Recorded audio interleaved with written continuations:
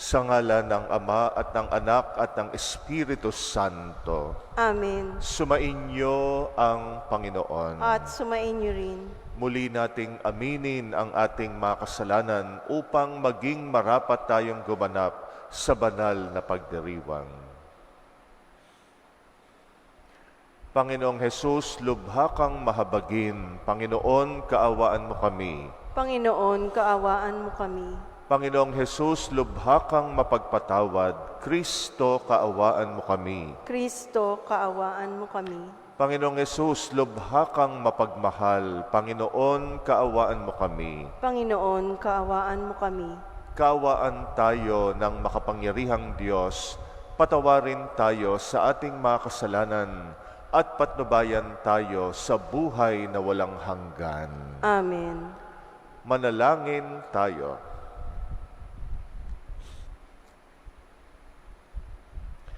Ama naming makapangyarihan, ang paglingkuran ka ayon sa iyong kasiyahan ay kaloob na iyong ibinibigay sa iyong mga hinirang.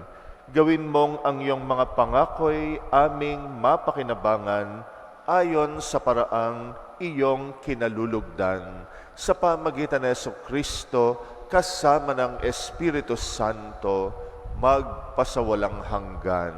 Amen.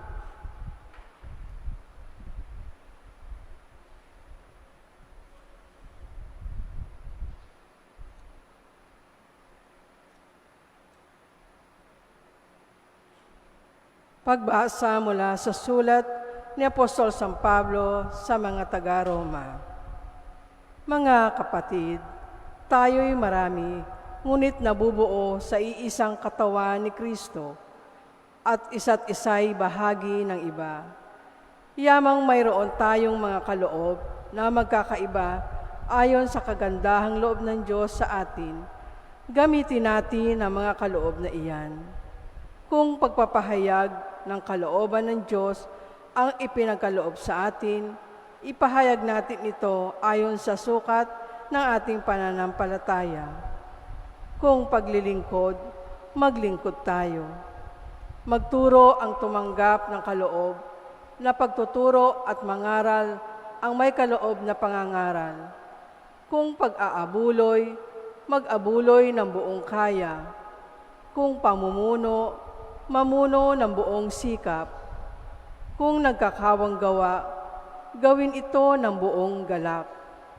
Maging tunay ang inyong pag-ibig, kasuklaman ninyo ang masama, pakaibigin ang mabuti. Mag-ibigan kayo na parang tunay na magkakapatid. Pahalagahan ninyo ang iba ng higit sa pagpapahalaga nila sa inyo. Magpakasipag kayo at buong pusong maglingkod sa Panginoon.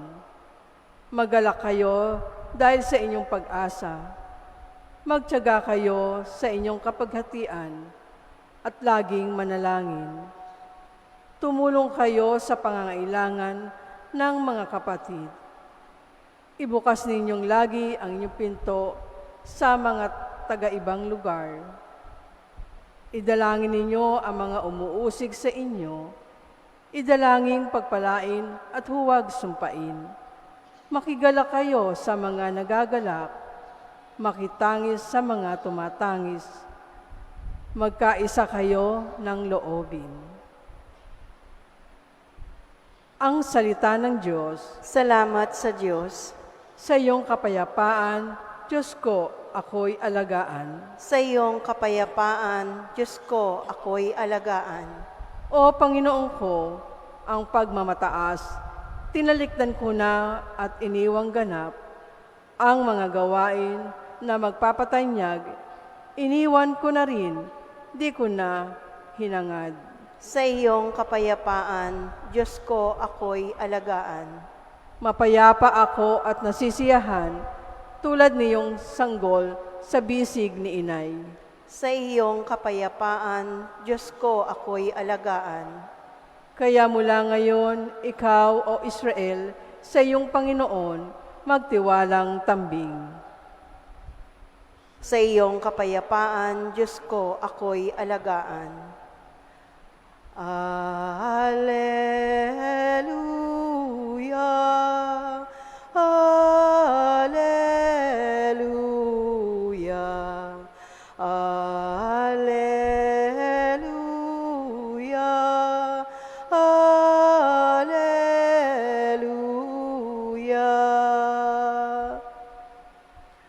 Kayong mabigat ang pasan, kay Jesus maglapitan, upang kayo'y masiyahan. Alleluia, Alleluia, Alleluia,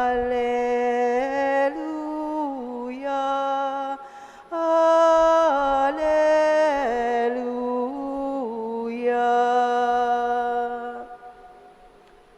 Sumainyo ang Panginoon. At sumainyo rin. Ang mabuting balita ng Panginoon ayon kay San Lucas. Papuri sa iyo, Panginoon.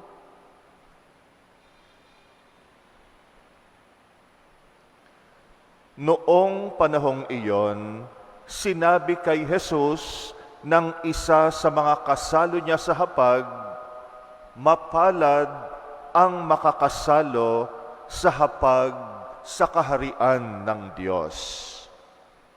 Sumagot si Jesus, "May isang lalaki na naghanda ng isang malaking piging at marami siyang inanyayahan. Nang dumating ang oras ng piging, inutusan niya ang kanyang mga alipin at ipinasabi sa mga inanyayahan, 'Halina kayo, handa na ang lahat.' Ngunit nagdahilan silang lahat. Ang sabi ng una, 'Nakabili ako ng bukid at kailangan kong puntahan. Kayo na sana ang bahalang magpaumanhin sa akin.' At sinabi naman ng isa, 'Nakabili ako ng 5 pares na baka at kailangan kong isingkaw para masubok. Kayo na sana ang bahalang magpaumanhin sa akin.' Sinabi naman ng isa pa, 'Bagong kasal ako, kaya hindi ako makakadalo.' Bumalik ang alipin at ibinalita ito sa kanyang Panginoon. Naggalit ito at sinabi sa alipin, 'Lumabas kang madali sa mga lansangan at makikipot na daan ng lungsod at isama mo rito ang mga pulubi, mga pingkaw, mga bulag at mga pilay.' Pagbabalik ng alipin ay sinabi niya, 'Panginoon, nagawa na po ang iniutos ninyo, ngunit maluwag pa.' Kaya't sinabi ng Panginoon sa alipin, 'Lumabas ka sa mga lansangan at sa mga landas at pilitin mong pumarito ang mga tao upang mapuno ang aking bahay. Sinasabi ko sa inyo, isa man sa mga unang inanyayahan ay hindi makatitikim ng aking handa."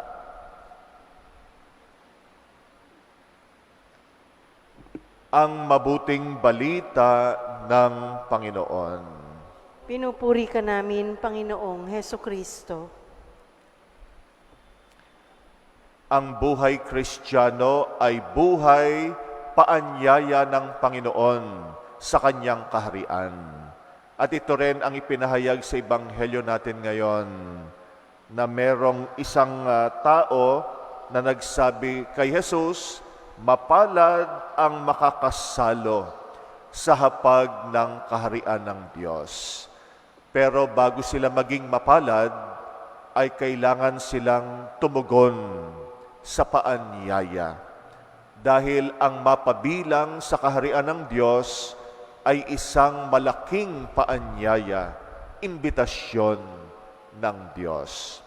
Ang unang inanyayahan ay ang bayang Israel, ang unang bayan ng Diyos.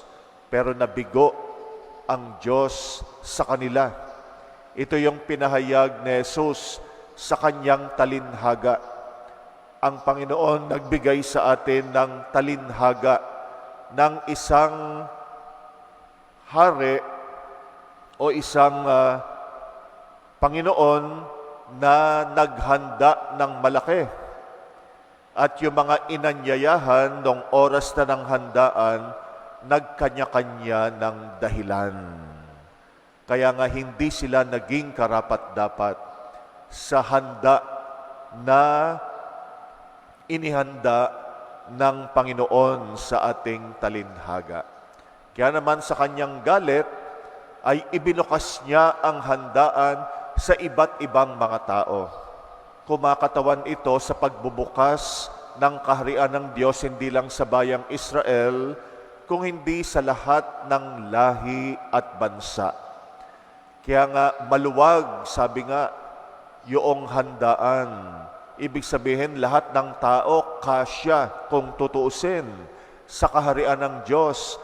Lahat ng tao inaanyayahan. Pero siyempre, yung paanyaya kailangan tugunin, kailangan umoo. Tayo minsan, katulad ng sa talinhaga, meron din tayong mga kanya-kanyang dahilan pagka iniimbitahan tayo. May kanya-kanya tayong alibay para hindi makadalo. Sa bagay, pag umoo ka talaga sa imbitasyon, ay sakripisyo ito. Talagang magbibigay ka ng oras. Yung dapat mong gawin sa oras na iyon ay ipagpapaliban mo muna. Kung ano man ang inaasikaso mo na personal sa oras na iyon, isasang tabi mo muna. Yun talaga ang consequence kapag umoo tayo sa isang imbitasyon. Pero kaya naman tayo iniimbitahan, una, mahalaga tayo doon sa taong nag-iimbita sa atin. At yung kanyang kung saan man tayo iniimbitahan ay mahalaga rin para sa atin. Kaya nga bagamat malaki ang isasakripisyo, oras at sarili, pati na rin yung mga tao na dapat ay asikasuhin natin, isantabi muna natin, alang-alang sa imbitasyon, malaki ang puhunan kumbaga, pero hindi naman tayo iimbitahan sa isang bagay o okasyon na hindi mahalaga. Kaya nga bago tayo humindi, medyo pag-isipan natin. Minsan, ang dali-dali nating humindi. Kanya-kanya tayo ng dahilan. At yung mga dahilan natin, minsan mga palusot lamang, mga alibay.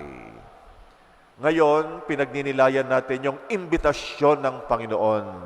Marami ring hindi tumutugon sa imbitasyon ng Panginoon. Kasi nga, pag inimbitahan tayo ng Panginoon, ibig sabihin, inaanyayahan tayo una sa pagsisisi, pagbabagong buhay, buhay paglilingkod, buhay pagbibigay ng sarili, diyan tayo inaanyayahan ng Panginoon. Ito yung kahulugan ng mapabilang sa kaharian ng Diyos. Maglilingkod tayo. Pero bago tayo maglingkod, magbabago tayo sa ating sarili. At yun ang ayaw ng maraming mga inanyayahan. Yung talikuran ang kanilang kasalukuyang buhay. Pero pag tumugon tayo sa Panginoon, meron tayong mga tatalikuran, merong mga bibitiwan, merong mga iiwan. Kaya malaki rin ang isasakripisyo natin. Pero sabi ko nga, bago tayo humindi, timbangin natin. Ang Panginoon inaanyayahan tayo sa buhay kaligtasan. Sa isang buhay na magiging lubos ang ating buhay. At ang buhay Kristiyano, araw-araw na imbitasyon. May mga imbitasyon ang Panginoon na malakihan. Yung mga pagkakataon na babaguhin niya ang direksyon ng buhay natin. At yung araw-araw nating buhay, imbitasyon din. Kahit nga yung magsimba lang tayo, araw-araw ay imbitasyon. Pwedeng tamarin tayo, pwedeng humindi tayo. Bukas na lang ako magsisimba. Tinatamad ako ngayon. o kaya yung magdasal o gumawa ng pagkakawang gawa. Kaya nga every day is also a day of invitation. Ang Panginoon maraming imbitasyon sa atin. Malakihan, pati na rin yung mga maliliit. Ang ating dalangin, sana matugunan natin. Maka-oo tayo, lalo na kung ang Panginoon ang nag-aanyaya sa atin. Alam natin na meron siyang inilalaang mabuti para sa atin. Inaanyayahan niya tayo sa kabutihan.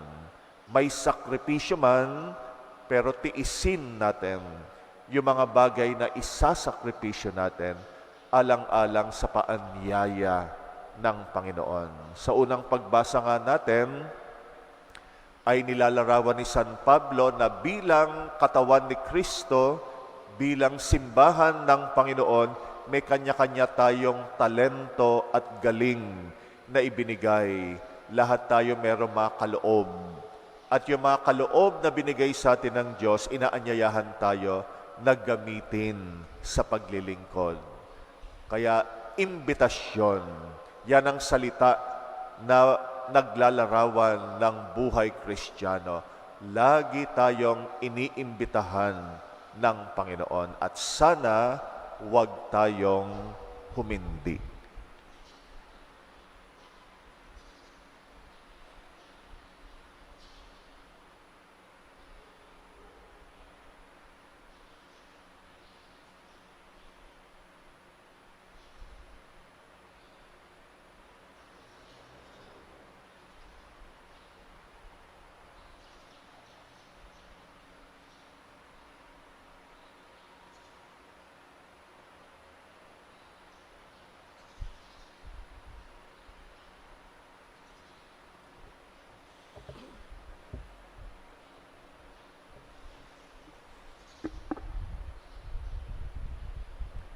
May pananampalataya nating itaas sa Ama ang ating mga kahilingan. Siya ang nagnanais na tanggapin nating lahat ang kanyang paanyaya sa hapag ng buhay na walang hanggan. Ating itugon, Diyos ng lahat ng kabutihan, pakinggan mo kami.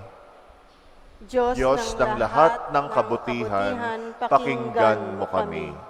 Ang simbahan sa lupa, naway umunlad at mag-anyaya pa sa piging ng kaharian ng Diyos. Manalangin tayo sa Panginoon. Diyos ng lahat ng kabutihan, pakinggan mo kami. Ang mga mayayamang, gayon din ang mga dukha, naway huwag gumawa ng mga dahilan sa kanilang pag-iwas sa tawag ng paghahari ni Kristo sa kanilang buhay. Manalangin tayo sa Panginoon. Diyos ng lahat ng kabutihan, pakinggan mo kami. Tayo naway matagpuang karapat-dapat na makiisa sa hapag ng kordero ng Diyos. Manalangin tayo sa Panginoon. Diyos ng lahat ng kabutihan, pakinggan mo kami. Sa pamamagitan ng ating kabutihang loob, tayo naway makapagbigay saya at pag-asa sa mga may sakit at may kapansanan. Manalangin tayo sa Panginoon. Diyos ng lahat ng kabutihan, pakinggan mo kami. Ang mga namayapa, naway mabuhay sa tahanan ng Diyos at magbunyi sa hapag ng buhay na walang hanggan. Manalangin tayo sa Panginoon. Diyos ng lahat ng kabutihan, pakinggan mo kami. Tahimik nating idalangin ang mga personal nating kahilingan. Alalahanin natin muli ang mga kapatid nating pinangakuan natin ng panalangin, lalo ang mga may sakit. Isama rin natin ang mga kahilingan ng mga kapatid nating nakikiisa sa ating misa ngayon sa pamagitan ng online mass, lalo na ang mga may sakit at mga nakatatanda. Alalahanin din natin ang kahilingan ng mga kapatid nating nagpapamisa sa ating pagdiriwang ngayon, lalo na rin ang mga may sakit. At itaas natin sa Panginoon ang kapayapaan sa buong mundo, lalo na sa Israel at buong Palestina at mga bansa na mayroong digmaan. Tahimik natin itong ipanalangin.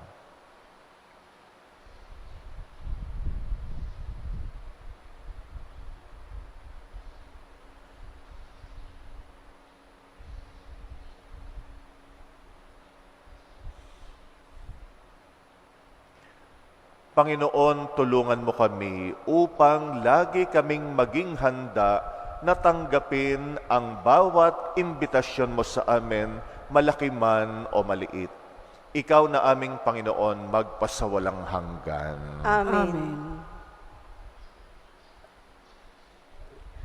Kunin at tanggapin ang alay na ito, mga biyayang nagmula sa pagpapala mo. Tanda ng bawat puso, pagkat inibig mo, ngayoy nananalig, nagmamahal sa'yo.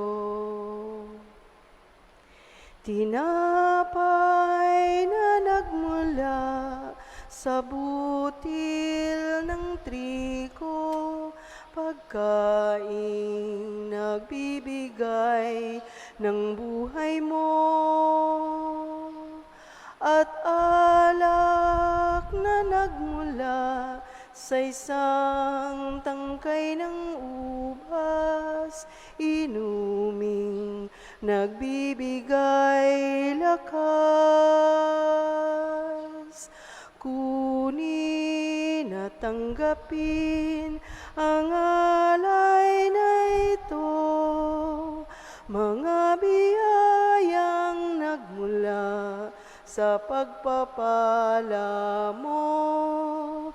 Tanda ng bawat puso, pagkat inibig mo, ngayoy nananalig, nagmamahal sa'yo. Manalangin kayo mga kapatid upang ang paghahain natin kalugdan ng Diyos amang makapangyarihan. Tanggapin nawa ng Panginoon itong paghahain sa iyong mga kamay, sa kapurihan niya at karangalan, sa ating kapakinabangan at sa buong sambayanan niyang banal. Ama naming lumikha, ang paghahain naming ito ay maging dalisay nawa at maging banal na paikinabang namin sa iyong awang dakila. Sa pamagitan ni Jesucristo, kasama ng Espiritu Santo, magpasawalang hanggan. Amen. Sumainyo ang Panginoon. At sumainyo rin. Itaas sa Diyos ang inyong puso at diwa. Itinaas na namin sa Panginoon. Pasalamatan natin ang Panginoong ating Diyos. Marapat na siya'y pasalamatan. Ama naming makapangyarihan, tunay ngang marapat na ikay aming pasalamatan, pinagbibigyan mong ito'y aming maihayag, kahit na ito'y walang anumang maidaragdag sa kadakilaang sa iyo ay likas. Sa pagpupuri namin ang nakikinabang, ay kami ring iyong pinakikiharapan sa pamagitan ng iyong anak na minamahal. Kaya kaisa ng mga anghel na nagsisiawit ng papuri sa iyo, nang walang humpay sa kalangitan, kami nagbubunyi sa iyong kadakilaan. Santo, Santo, Santo, Panginoong Diyos ng mga hukbo, napupuno ang langit at lupa ng kadakilaan mo. Hosana sa kaitaasan. Pinagpala ang naparirito sa ngalan ng Panginoon. Hosana sa kaitaasan.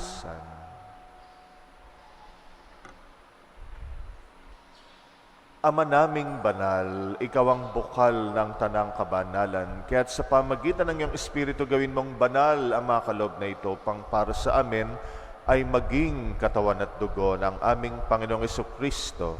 Bago niya pinagtisang kusang loob na maging handog, ginawa kanyang tinapay, pinasalamatan kanya, pinaghati-hati niya yon, iniabot sa kanyang mga alagad at sinabi, tanggapin ninyong lahat ito at kanin itong aking katawan na ihahandog para sa inyo.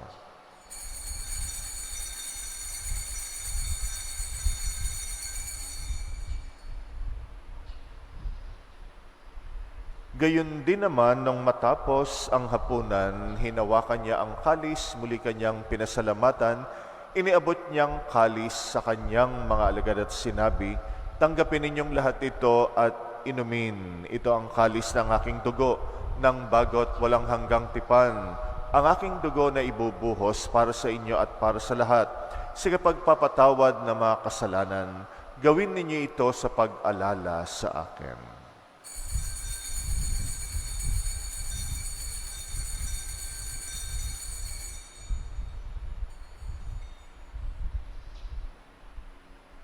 Ang misteryo ng pananampalataya. Si Kristo ay gunitain, sarili ay inihain, bilang pagkait inuming pinagsasaluhan natin hanggang sa siya'y dumating. Ama, ginagawa namin ngayon ang pag-alala sa pagkamatay at muling pagkabuhay ng iyong anak. Kaya't inaalay namin sa iyo ang tinapay na nagbibigay buhay at ang kalis na nagkakaloob ng kaligtasan. Kami nagpapasalamat dahil kami yung minarapat na tumayo sa harap mo para maglingkod sa iyo. Isinasamo namin kaming magsasalo sa katawat dugo ni Kristo'y mabuklod sa pagkakaisa sa pamagitan ng Espiritu Santo. Ama, lingapin mo ang iyong simbahang laganap sa buong daigdig. Puspusin mo kami sa pag-ibig kaysa ni Francisco na aming Papa at ni Jose na aming Obispo at ng Tanang Kaparian. Alalahanin mo rin ang mga kapatid naming nahimlay na may pag-asang sila'y muling mabubuhay. Gayun din ang lahat ng mga pumanaw, kawaan mo sila't patuloyin sa iyong kaliwanagan. Kawaan mo at pagindapatin kaming lahat makasalo sa iyong buhay na walang wakas, kaysa ng mahal na Birheng Maria na ina ng Diyos, ng kabiyak ng puso niyang si San Jose, kaysa ng mga apostol at ang lahat ng mga banal na namuhay dito sa daigdig ng kalugod-lugod sa iyo, may pagdiwang nawa namin ang pagpupuri sa ikararangal mo sa pamagitan ng iyong anak na aming Panginoong Hesukristo. Sa pamamagitan ni Kristo, kasama niya at sa Kanya, ang lahat ng parangal at papuri ay sa iyo, Diyos Amang makapangyarihan, kasama ng Espiritu Santo, magpasawalang hanggan. Amen. Amen. Amen. Amen. Manalangin tayo sa ating Ama sa Langit, alinsunod sa turo sa atin ng Panginoong Hesus. Ama namin, sumasalangit ka, sambahin ang ngalan mo, mapasa amin ang kaharian mo, sundin ang loob mo, dito sa lupa para nang sa langit. Bigyan mo kami ngayon ng aming kakanin sa araw-araw. At patawarin mo kami sa aming mga sala, para ng pagpapatawad namin sa nagkakasala sa amin. At huwag mo kaming ipahintulot sa tukso, at iadya mo kami sa lahat ng masama. Hinihiling namin kami iadya sa lahat ng masama pagkalooban ng kapayapaan araw-araw, iligtas sa kasalanan, ilayo sa lahat ng kapahamakan, samantalang aming pinananabikan ang dakilang araw ng pagpapahayag ng tagapagligtas naming Seso Kristo. Sapagkat iyo ang kaharian at ang kapangyarihan at ang kapurihan magpakailanman. Amen. Panginoong Heso Kristo, sinabi mo sa iyong mga apostol, kapayapaan ang iniiwan ko sa inyo, ang aking kapayapaan ang ibinibigay ko sa inyo. Tunghayan mo ang aming pananampalataya, wag ang aming pagkakasala. Pagkalooban mo kami ng kapayapaan at pagkakaisa, ayon sa iyong kalooban, kasama ng Espiritu Santo, magpasawalang hanggan. Amen. Ang kapayapaan ng Panginoon ay laging sumainyo. At sumainyo rin. Magbigayan kayo ng kapayapaan sa isa't isa. Peace be with you.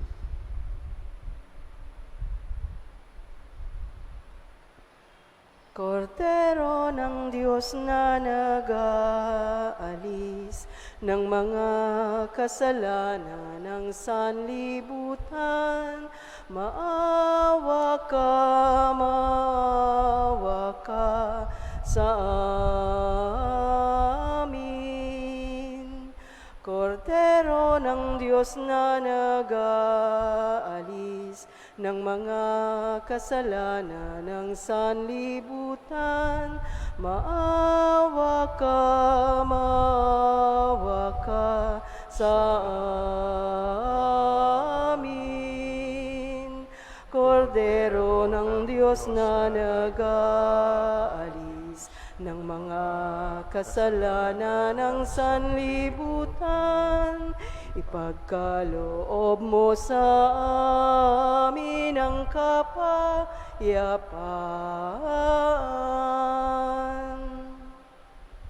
Narito ang ating Panginoong Jesucristo, ang Kordero ng Diyos na nag-aalis ng mga kasalanan ng sanlibutan. Mapalad ang mga inaanyayahan sa kanyang piging.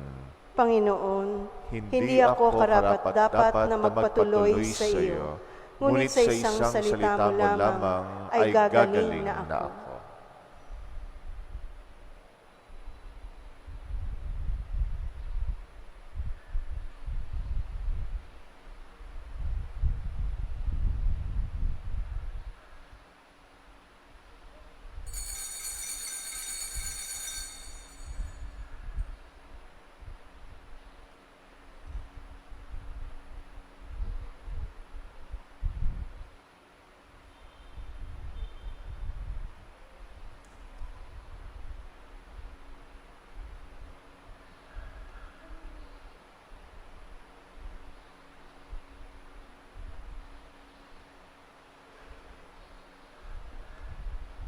Ikaw, Jesus, ang tinapay ng buhay binasbasan, hinati tiniyalay.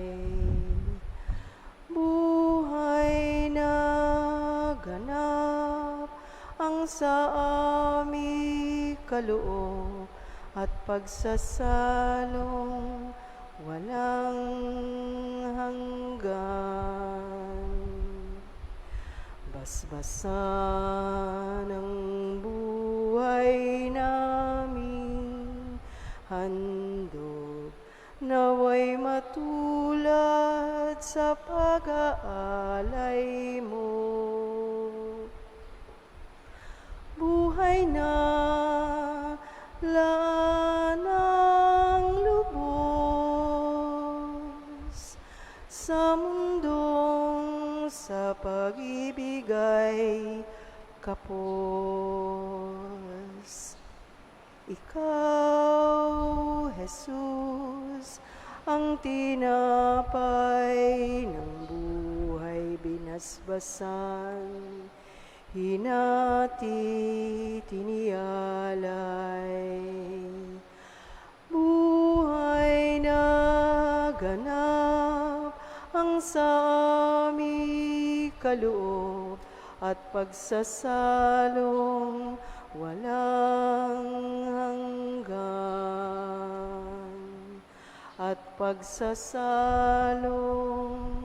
walang hanggan.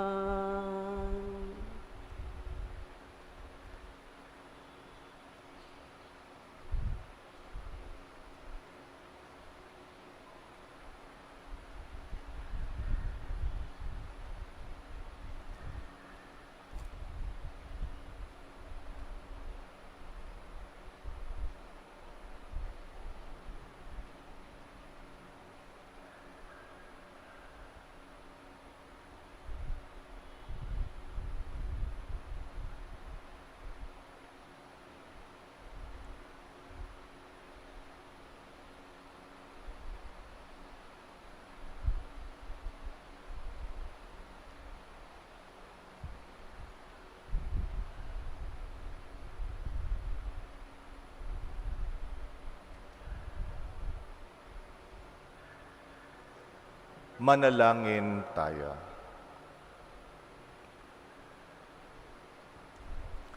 Ama naming mapagmahal, magkaroon nawa ng karagdagang bunga ang iyong ginagampanan sa aming banal na paikinabang upang sa aming pagsasalo maging handa kaming tumanggap sa katuparan ng pangako mo sa pamagitan ng Jesucristo kasama ng Espiritu Santo magpasawalang hanggan. Amen. Sumainyo ang Panginoon At sumainyo rin. at pagpalain kayo ng makapangyarihang Diyos, Ama at Anak at Espiritu Santo. Amen. Tapos na ang ating misa, humayo kayo at laging tanggapin ang mga paanyaya ng Panginoon. Salamat sa Diyos.